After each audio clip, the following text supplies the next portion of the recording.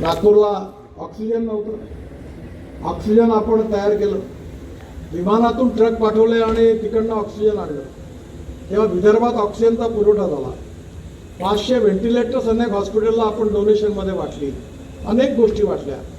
आणि त्यावेळी जेव्हा मी वर्धेत आलो तेव्हा इथल्या एका कारखान्यातून त्यावेळी रेमडेसिवीरचं इंजेक्शन ब्लॅक होत होतं आणि ते जेव्हा ब्लॅक होत होतं त्यावेळी लोकांना मिळत नव्हतं, लोकांच्या डोळ्यात पाणी होते, डोळे लोकांना फंगस झाला.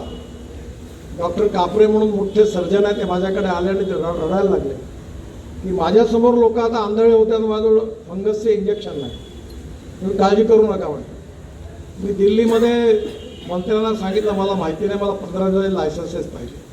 ते म्हणे हे कठीण आहे. म्हटलं कठीण मला माहिती नाही, तुम्हाला काय करायचं करा, बोलवा सेक्रेटरीला.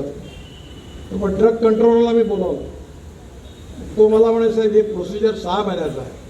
म्हटलं प्रोसिजर गेलं गड्ड्यात, तुम्ही कोण आहो म्हटलं, मी मंत्री आहे, मी सरकार आहे, पण 15,000 लायसन्स देता का नाही देता, हो का नाही सांगा म्हटलं. 15 दिवसात लायसन आणलं आणि या वर्धेच्या भूमीतून आपण रेमडेसिवीर बनवलं या क्षीरसागरच्या फॅक्टरीमध्ये आणि फंगसचे इंजेक्शन बनवले. ते विदर्भात नाही तर पुण्यापासून वाराणसीपर्यंत गरीब लोकांपर्यंत पोहोचली आणि त्या काळात लोकांची प्राण वाचवण्याकरता त्याची मदत झाली.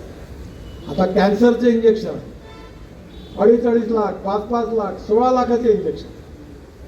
मला याचं वाईट वाटतं, बिचारा गरीब माणसांनी काय करावं. मी आता अबुधाबीमध्ये एक मोठी फॅक्टरी आहे त्याची, सर्बिया नावाच्या देशात, त्यांना ती चालवायची. मी त्याला म्हटलं यांना तुम्ही सगळ्यात कॅन्सरच्या इंजेक्शनचं लायसन्स द्या.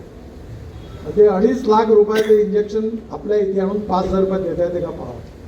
पाहिजे आपण घेऊ चालवायचं तिकडनं, पण ते आपल्या इथल्या गरीब माणसाला स्वस्तात मिळालं तर त्याचे प्राण वाचवले जातील. त्यामुळे समाजातल्या सामाजिक भावनेतूनच ही उपक्रम आहेत. इथे पहिल्यांदाच सुरुवात झालेली आहे, हे तुमचंच आहे. आणि जसं रवीने सांगितलं की तुम्ही भागधारकही बनू शकता आणि बनले तर तुम्हाला 1200 रुपयापर्यंत वर्षाला तुम्हाला त्याचा डिस्काउंट पण मिळणार, म्हणजे 12%.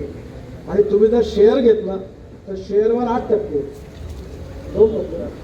म्हणजे आपण वर्षभराचा डिस्काउंट देतो. म्हणजे 100 रुपयाच्या शेअरवर 10% डिव्हिडंड आणि पुन्हा हे 12%. म्हणजे हे दोन्ही तुम्ही शेअर म्हणून जर विकत घेतलं तर 22% रिटर्न आहे. त्यामुळे जरूर याच्यात तुम्ही पण मेंबर व्हा. इथले महिला बचत गट, शेतकरी यांनाही कसं इन्व्हॉल्व करता येईल, त्यांना मालाला कसे उपलब्ध करता येईल याचाही प्रयत्न करू. सध्या आम्ही वाशिममध्ये पण उघडतो आहे.